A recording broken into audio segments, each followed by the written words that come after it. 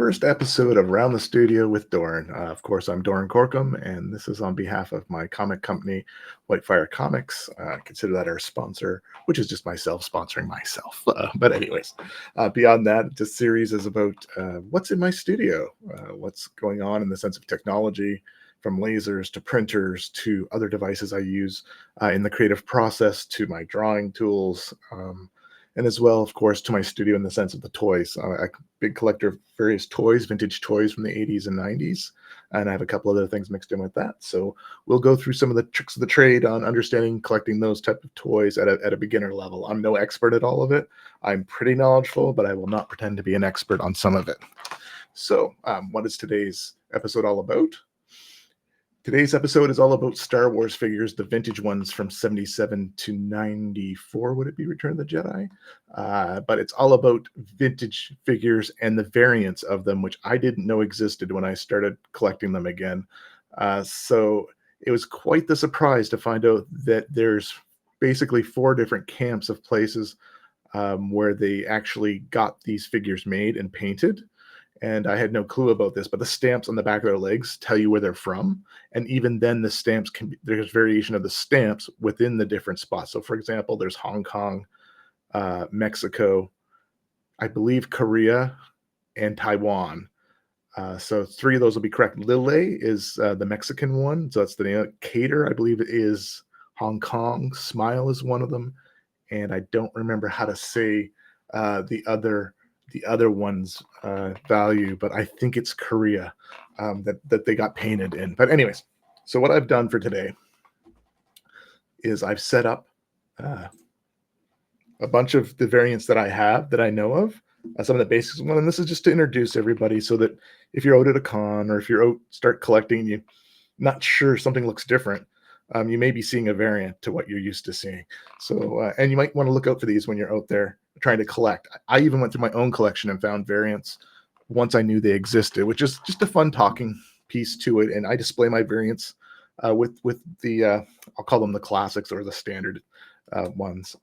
But anyways, so let's go through this and start introducing you to the differences between a standard and a variant. So we'll start off here with Lando Calrissian, Bespin from Empire Strikes Back. So you might not catch it right away. It took me a minute to figure it out, but I'll give you a second to think about it. Most of these things you can see is in the face, but there is other color variations to it as well. So in this case, you might have caught on by now that the one on the right is the standard one that we're used to having as kids, at least up here in Canada. And there is variants based on, I believe, geography as well too. Like Canada got, I believe, different variants, or it seems like that anyways, between the US sometimes. And that was because we had our Sears catalog and we had different distribution. But anyways, I don't know enough about to say whether that's 100% true or not. That's just my theory. But anyway, so the one on the right is Lando, the standard edition. The one on the left is Smiling Lando, is I seen him referenced as. So you can see his white of his teeth, the white on the eyes. You'll even see a pigment difference in the skin tone, lighter skin tone on the right, and on the left, a darker skin tone. So this is just an example of some of the differences you'll find. This next one is a little more interesting in the sense that I had the big-handed hand. My friend had the small-headed hand. I used to make fun of him, I guess, for having the small-headed hand, I think. But we never understood why they were different. It's funny how kids will bicker over silly little things when they're playing. But anyways, the small-headed hand is actually the rarer of the two. And if they were the same condition, he'd be the one that'd be more valuable.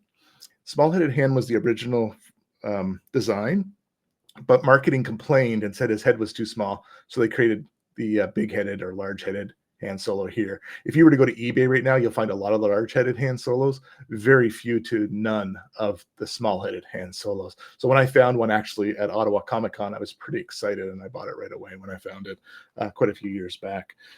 So that's just one of the things that you have to take note of, right? If you understand it exists, you can go find it and you'll know when you see it. The next one I wanted to show is also from The Empire Strikes Back, Bespin Luke. So I believe it's Bespin Luke, but anyways, so right away, again, you can always go right to the heads to start to see some of the differences. You've got here kind of a bleach blonde look, and over on the right side, you've got kind of a sandy blonde look, or a dark yellow, light orange, whichever way you want to look at it. Um, type do. So that's the primary difference. And I think there might have been a variation on the lightsaber as well too. I'll list a resource for you guys after. There's one of the resources I go to is called Variant Villain. So I'll list that URL in the description afterwards. But I think there's another good resource out there as well. It gets more complex than the painting of these. There's actually stamps on the back of their legs that clarify where they're from, but then there's variations of how they stamped them for some collectors that are even more decisive. I might be able to show you. I'll show you an example of the stamping in a couple of minutes. Hopefully we can make it out on the camera, but let's just look at a couple of the variants first. All right, the next variant I'm going to show is the Princess Leia Organa. I think it's Organa, Bespin Cape. So these are two different ones, and if you haven't guessed it, the immediate giveaway is the different heads in the painting. You'll see darker hair on one side, lighter on the other. I like to call this one on the right. I don't know which one's the original. I think this one on the left is the original, and this one on the right is the variant. But if anyone's a big Star Trek fan, I see Data every time I look at this, every time I look at her face here, the way they paint it. But the detail is phenomenal. Like whoever painted these ones, you can tell how good they were. Like look how small the pupil is, like very proportional to the face over here. And it even looks like they put lipstick on her. The other thing they did too is you can see this gold trim going all the way around the side and gold trim on the neck. But this variant is called the turtleneck variant because the color of her clothing goes right up around her neck, and the one on the right you'll see is painted differently. Her neck has a different color. Now there's two different colors that can be, and I think there's 4 variants of this, believe it or not. And there's way more than that on a lot of characters, but it can be a gold. The gold color you got from over here can be on the neck, and I think this could be a gold one. It's just faded really bad over the years, or it's flesh colored. So the other one's painted to flesh, and then there's another variant, of course. As I mentioned, there's 4. That's just an education on that one. And just to show the difference that people talk about with the variations as well, to figure them out, is on this one, if you look at the vinyl cape, you'll see this one has the one kind of pillar going upwards, and this other one has 2 pillars on the back going upwards, and the ink is a little bit darker and where it's lighter over here. So that's another way to figure out if you see 2 and they're looking visually different to you, it's in their good price. Why not pick up both of them if they're variants and make your collection even more complex? So the next I'm going to show you is actually of a Gamorrean guards. I looked this up recently. I just found out literally as I was researching to do this that, okay, so the one on the left, I believe, is the Hong Kong one. This one on the right is the Lille one, and that's from Mexico. So I got this from somebody in Quebec who had it and sold it to me. So I don't know if that was kind of started my theory about did Canada get different color variations of these characters. But you can see the skin tone is way more gray on the right one, where it's more greenish on the right. Sorry, on the left one. The left one's greenish, right one's gray. And of course, he comes with a little. I always loved this kind of axe he comes with. It's very primal looking. Okay, so that's just a heads up on that one. The Lille again means it was painted in Mexico. And then, of course, the other one, it would be Cater, and if it's from Hong Kong. So down here at the bottom is probably one of my favorite ones to talk about.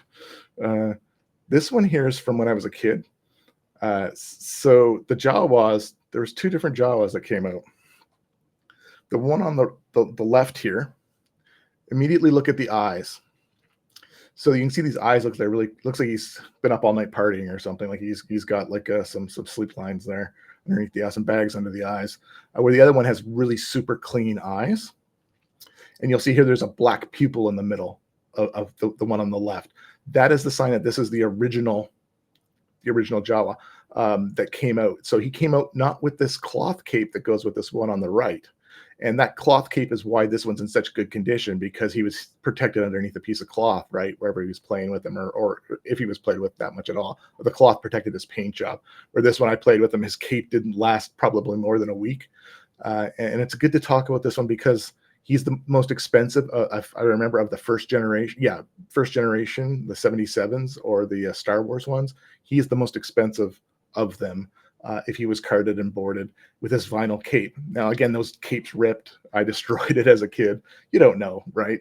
And anyways, it was always frustrating because I was always jealous of my friend who had the one with the cloth cape. because it just lasted. Where the other one was gone, I had to staple it together and tape it together for the little Jawa to wear it. Not the most people didn't play with the Jawas so much as they did with the main characters, but anyways, so that's the big difference between them. And this is where we can talk a little bit about the stamps. I'll try and get this zoomed in to show you the stamping and to see how specific it is to know that this is the original Jawa on top of looking at the eye. So we'll see if we can get a zoom, if the camera will zoom in. Hopefully you can figure this out. Give it a second here. Okay. So when we turn them over, this one's a little bit harder to see, but okay. So you can see that this one was made, hopefully you can see that this one was made in Hong Kong, written here. Actually, let me put it so it's in a readable direction. Oh yeah, you can't really see it that good when I do that. Let me try and tilt this in. No, that's not as good at an angle. Actually, it's better to look at it this way. I'll explain why it's good to better to look at it this way. So hopefully you can just make it, there's two words here, Hong Kong. And this character over here is the copyright symbol. And then it says some four initial thing. And then it will say like 1977 up here. So they're all dated. And the stamps can be in different spots. You'll have to look for them sometimes. And in this case, how you know this is one of the vintage ones. There's I think 7 or 8 or 6 or 8 different ways these have been stamped, but this copyright symbol perfectly aligns to the space between the Hong Kong, and this is getting pretty geeky on this, but that's how I know. And other than I knew from the paint job of the eyes as a kid, there's something different about the two of them, right? With my friends having one and me having the other one. So there's a kind of a close-up of the eyes. So that kind of concludes most of what I wanted to talk about with it.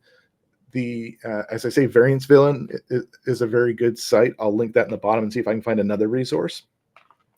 And as always, if you can do the old classic subscribe, like, share, get notified, whatever you can do to help this video. If you enjoyed it, get out there and get some attention on it. That would be fantastic.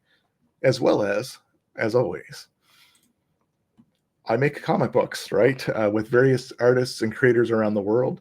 WhiteFire Comics loves doing that, and it's great quality comic books at a good price. You can buy digital ones directly off the website. So I'm hoping you'll go check it out and hopefully find something good to read and enjoy it.